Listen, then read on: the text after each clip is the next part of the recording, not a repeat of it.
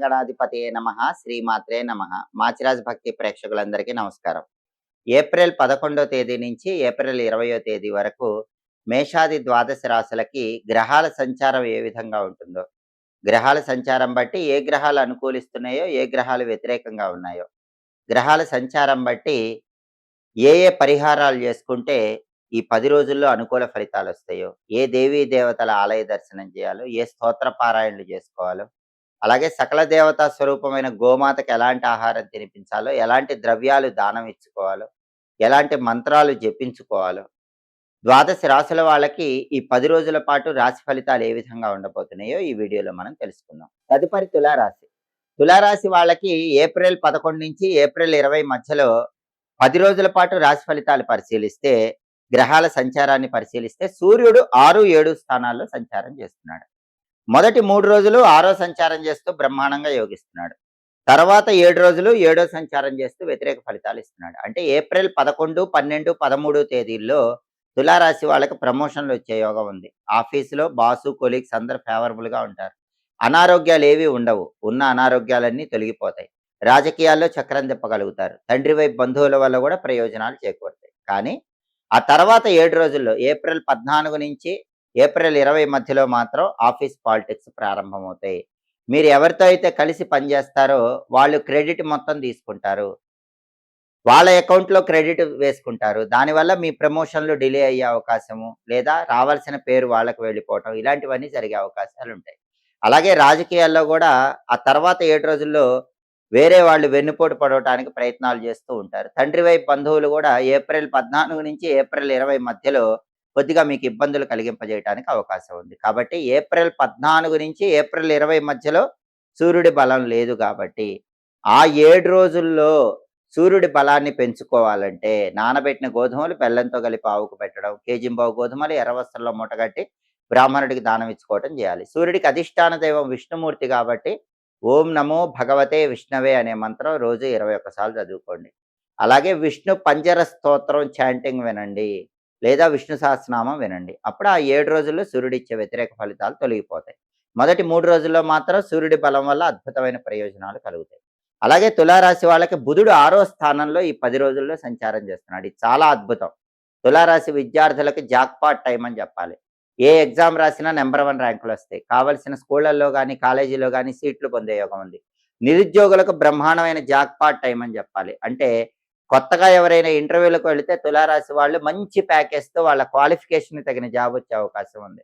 Interview కూడా చాలా ఈజీగా అయిపోతుంది. బిజినెస్‌లో కూడా ఊహించిన దానికంటే బ్రహ్మాండమైన లాభాలు తులారాశి వాళ్ళు పొందగలుగుతారు. అంటే తులారాశి విద్యార్థులకు అద్భుతంగా ఉంది, నిరుద్యోగులకు అద్భుతంగా ఉంది, వ్యాపారస్తులకు అద్భుతంగా ఉంది. బుధుడు 6వ స్థానంలో అద్భుతమైన ప్రయోజనాలు తులారాశి వాళ్ళకి ఈ 10 రోజుల్లో కలిగింపజేస్తున్నాడు. అలాగే కుజుడు కూడా 6వ స్థానంలో తులారాశి వాళ్ళకి ఏప్రిల్ 11 నుంచి ఏప్రిల్ 20 వరకు విశేషంగా యోగిస్తున్నాడు. 6వ స్థానంలో కుజుడు ఉండటం వల్ల తులారాశి వాళ్ళకి ప్రాపర్టీ కొనుక్కునే యోగం ఉంది. భూమి, గృహము, స్థలము, పొలము, అపార్ట్మెంట్ ఇలాంటివి కొనుక్కోవటానికి తులారాశి వాళ్ళకి బ్రహ్మాండంగా బలం ఉంది. అలాగే ఉన్న ప్రాపర్టీ మంచి రేటుకి సేల్ చేయడానికి కూడా బలం ఉంది. అలాగే అప్పులు తీరిపోతాయి. పెద్ద మొత్తంలో ఉన్న అప్పుల నుంచి డబ్బు అందటం వల్ల బయటపడగలుగుతారు. రియల్ ఎస్టేట్‌లో బ్రహ్మాండమైన జాక్‌పాట్ తగిలే అవకాశం ఉంది. అలాగే బ్యాంక్ లోన్‌లు పెద్ద మొత్తంలో శాంక్షన్ అయ్యే అవకాశం ఉంది. బ్రదర్స్‌తో ఉన్న డిస్ప్యూట్స్ కూడా తులారాశి వాళ్ళు క్లియర్ చేసుకుంటారు. ఫుడ్ బిజినెస్‌లో కూడా మంచి లాభాలు పొందుతారు. ఈ ప్రయోజనాలన్నీ కూడా కుజుడు 6వ స్థానంలో ఉండటం వల్ల తులారాశి వాళ్ళకి ఏప్రిల్ 11 నుంచి ఏప్రిల్ 20 వరకు తప్పనిసరిగా పొందుతారు. శత్రువులు నశించిపోయే అవకాశాలు కూడా ఉన్నాయి. శత్రువులు కూడా అనుకూలంగా మారిపోతారు. అలాగే శుక్రుడు 7, 8 స్థానాల్లో సంచారం చేస్తున్నాడు. మొదటి 8 రోజులు శుక్రుడు 7వ స్థానంలో సంచారం చేస్తూ వ్యతిరేక ఫలితాలు ఇస్తున్నాడు. కాబట్టి మొదటి 8 రోజుల్లో అంటే ఏప్రిల్ 11 నుంచి ఏప్రిల్ 18 వరకు లైఫ్ పార్ట్నర్‌తో జాగ్రత్తగా మాట్లాడాలి. లేకపోతే చిన్న విషయాలకే గొడవలు అయిపోవటం, పెద్ద పెద్ద గొడవలొచ్చి ఇబ్బంది పడటం ఇలాంటివి జరిగే అవకాశం ఉంది. అలాగే మొదటి 8 రోజుల్లో సినిమా, టీవీ రంగాల్లో, సంగీత, నాట్య రంగాల్లో ఆఫర్స్ రావటం కొంచెం కష్టంగా ఉంటుంది. టెక్స్‌టైల్, లేడీస్ ఎంపోరియం, బొటిక్ లాంటి వ్యాపారాల్లో కూడా అంత లాభాలు కనిపించవు. కానీ ఏప్రిల్ 19, ఏప్రిల్ 20 ఈ 2 తేదీల్లో మాత్రం శుక్రుడు 8వ స్థానంలో ఉన్నాడు. అప్పుడు భార్యాభర్తల మధ్య గొడవలు తగ్గిపోతాయి. అలాగే వంశపారంపర్య ఆస్తులు వచ్చే అవకాశం కూడా ఉంది. ఉన్నట్టుండి తండ్రి వైపు నుంచి కానీ, తల్లి వైపు నుంచి కానీ ప్రాపర్టీస్ పరంగా కలిసొచ్చే యోగం ఏప్రిల్ 19, ఏప్రిల్ 20 తేదీల్లో బ్రహ్మాండంగా ఉంది. టెక్స్‌టైల్, లేడీస్ ఎంపోరియం, బొటిక్ లాంటి వ్యాపారాలు, కాస్మెటిక్స్ వ్యాపారంలో లాభాలు గూడా ఏప్రిల్ 19, 20 తేదీల్లో బాగా వస్తాయి. సినిమా, టీవీ రంగాలు, సంగీత, నాట్య రంగాల్లో మంచి ఆఫర్స్ కలిసి రావటానికి కూడా ఏప్రిల్ 19, ఏప్రిల్ 20 తేదీల్లో శుక్రుడు యోగిస్తాడు. మొదటి 8 రోజులు శుక్రుడి బలం లేదు గాబట్టి, మొదటి 8 రోజుల్లో శుక్రుడి బలం పెరగటానికి నానబెట్టిన అలసందలు అంటే బొబ్బర్లు ఆవుకు తినిపించాలి. కేజింబావు అలసందలు తెల్ల వస్త్రంలో మూటగట్టి బ్రాహ్మణుడికి దానం ఇచ్చుకోవాలి. శుక్రుడికి అధిష్టాన దైవం లలితా పరమేశ్వరి దేవి కాబట్టి మొదటి 8 రోజుల్లో గూడా శుక్రుడి బలం పెరగాలంటే, కళారంగంలో ఆఫర్స్ రావాలంటే, లైఫ్ పార్ట్నర్‌తో గొడవలు రాకుండా ఉండాలంటే లలితా సహస్రనామం చాంటింగ్ వినండి. లేదా శ్రీమాత్రే నమః అనే మంత్రం రోజు 21 సార్లు చదువుకోండి. అవి చేసుకుంటే మొదటి 8 రోజుల్లో గూడా శుక్రుడి బలం పెరుగుతుంది. కాబట్టి తులారాశి వాళ్ళకి ఈ 10 రోజులు బ్రహ్మాండంగా ఉన్నాయని చెప్పుకోవాలి. ఎందుకంటే బుధుడు ఫేవరబుల్, కుజుడు ఫేవరబుల్.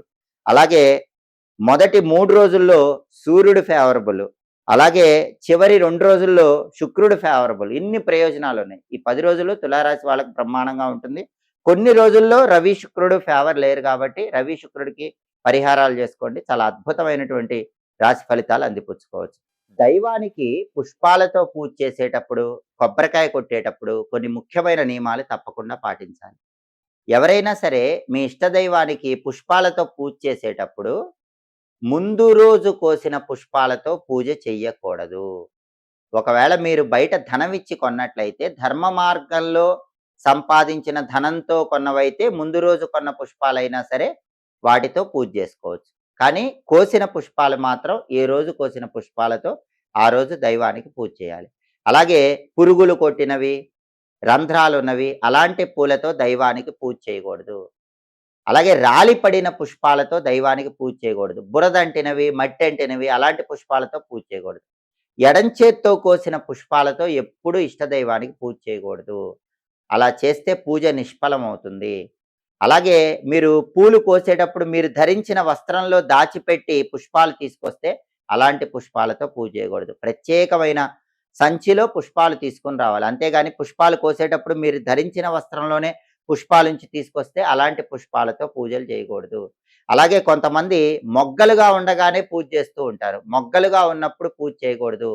పువ్వు విచ్చుకున్న తర్వాతే ఆ పుష్పంతో పూజ చేయాలి. కొంతమంది పుష్పాలు చిదిమి రెక్కలతో పూజ చేస్తూ ఉంటారు. అలా కూడా ఎట్టి పరిస్థితుల్లో చేయకూడదు. అంటే పుష్పాలు విడదీసి ఆ రెక్కలతో పూజ చేయటం ఇలాంటివి చేయకూడదు. దైవానికి పూజ చేసేటప్పుడు ఈ నియమాలు పాటించాలి. అలాగే పండ్లు నైవేద్యం సమర్పించేటప్పుడు కూడా పక్వానికి రాని పండ్లు దైవానికి నైవేద్యంగా సమర్పించకూడదు. అలాగే పురుగులు కొట్టినవి, రంధ్రాలున్నవి అలాంటి పండ్లు దైవానికి సమర్పించకూడదు. పుష్ప పూజ చేసేటప్పుడు, పండ్లు నైవేద్యం పెట్టేటప్పుడు ఈ నియమాలు తప్పకుండా పాటించాలి. ఒకసారి పూజ చేసిన పుష్పాలు కడిగి మళ్ళీ పూజకు వినియోగించకూడదు. మారేడు, తులసి ఇవి మాత్రమే ఒకసారి పూజ చేసినా మళ్ళీ కడిగి పూజకు వినియోగించుకోవచ్చు. అలాగే దైవానికి కొబ్బరికాయ కొట్టేటప్పుడు కూడా కొన్ని నియమాలు పాటిస్తే మంచిది. కొబ్బరికాయ కొట్టేటప్పుడు ఒక రాయి దగ్గర పెట్టుకొని ఆ రాయి ఆగ్నేయ కోణం వైపు చూసేలాగా ఉంచుకోవాలి. రాయి ఆగ్నేయం వైపు చూస్తూ ఉండగా కొబ్బరికాయ 9 అంగుళాలు పైకొచ్చేలాగా రాయికి తీసుకొని కొబ్బరికాయ కొట్టాలి. అంటే రాయి నుంచి 9 అంగుళాలు పైకి కొబ్బరికాయ పెట్టి కొడితే మంచిదని ధర్మశాస్త్రాల్లో చెప్పారు. కొబ్బరికాయ కొట్టేటప్పుడు కొబ్బరికాయకి జుట్టు భాగం ఉంటే ఆ జుట్టు భాగాన్ని చేతిలో తప్పకుండా పట్టుకోవాలి. కొంతమంది జుట్టు భాగం పట్టుకోకుండా కొబ్బరికాయ కొడతారు. అలా కొట్టకూడదు. జుట్టు భాగం కూడా చేతిలో పట్టుకొని కొబ్బరికాయ కొట్టాలి. కొబ్బరికాయ కొట్టినప్పుడు సరిగ్గా 2 భాగాలుగా పగలకపోయినా, కుళ్ళిపోయినా కొంతమంది భయపడుతూ ఉంటారు. భయపడాల్సిన అవసరం లేదు. నమఃశివాయ అనే పంచాక్షరి మంత్రాన్ని 21 సార్లు గాని, 11 సార్లు గాని చదువుకుంటే కొబ్బరికాయ కుళ్ళిన దోషం పోతుంది. సరిగ్గా 2 భాగాలు మధ్యకి పగలకపోయినా ఆ దోషం పోతుంది. అలాగే చాలా మంది ఏం చేస్తారంటే శివుడికి అభిషేకం చేసేటప్పుడు కొబ్బరికాయ కొట్టి ఆ కొబ్బరికాయ చేతిలో పట్టుకొని ఆ కొబ్బరి నీళ్లతోనే శివుడికి అభిషేకం చేస్తూ ఉంటారు. కొబ్బరికాయ కొట్టి ఆ కొబ్బరికాయ చేతిలో పట్టుకొని ఆ కొబ్బరి నీళ్లతోనే శివుడికి గనక అభిషేకం చేస్తే ఇంకా ఆ కొబ్బరికాయ శివుడికి నైవేద్యానికి పనికిరాదు. అలా కాకుండా మీరు కొబ్బరికాయ కొట్టి శివుడికి అభిషేకం కొబ్బరి నీళ్లతో చేసి నైవేద్యం కూడా ఆ కొబ్బరికాయ శివుడికి సమర్పించాలనుకుంటే కొబ్బరికాయ కొట్టండి. 2 భాగాలు విడదీయండి. ఒక పళ్ళెంలో పెట్టండి. ఆ కొబ్బరి నీళ్లు ఒక గిన్నెలో పోయండి. ఆ నీళ్లతో శివుడికి అభిషేకం చేసి ఆ తర్వాత అభిషేకం పూర్తయ్యాక ఈ 2 కొబ్బరి చిప్పలు శివుడికి నైవేద్యంగా సమర్పించుకోవచ్చు. కాబట్టి కొబ్బరికాయ విషయంలో తప్పకుండా ఈ నియమాలు పాటించండి. పుష్పాల విషయంలో ఈ నియమాలు పాటించండి. దైవానుగ్రహానికి ప్రతి ఒక్కరూ సులభంగా పాత్రులు కండి. ఎప్పటికప్పుడు జ్యోతిష శాస్త్రానికి సంబంధించిన ఆసక్తికరమైన విశేషాంశాలు తెలుసుకోవాలనుకుంటున్నారా? దినఫలాలు, 10 రోజుల ఫలితాలు, మాస ఫలితాలు, సంవత్సర ఫలితాలు తెలుసుకోవాలనుకుంటున్నారా? గ్రహాల సంచారంలో వచ్చే మార్పును బట్టి రాశి ఫలితాలు తెలుసుకోవాలనుకుంటున్నారా? అయితే మాచిరాజ్ భక్తి ఛానల్ తప్పకుండా చూడండి. మా వీడియోస్ మీకు నచ్చినట్లయితే మా ఛానల్ లైక్ చేయండి, కామెంట్ చేయండి. మా ఛానల్ వీడియోస్ 10 మంది మిత్రులకు షేర్ చేయండి. మా ఛానల్ సబ్స్క్రైబ్ చేసుకోండి. పక్కనున్న బెల్ సింబల్ నొక్కటం మాత్రం మర్చిపోకండి. సర్వే జనాః సుఖినో భవంతు. స్వస్తి.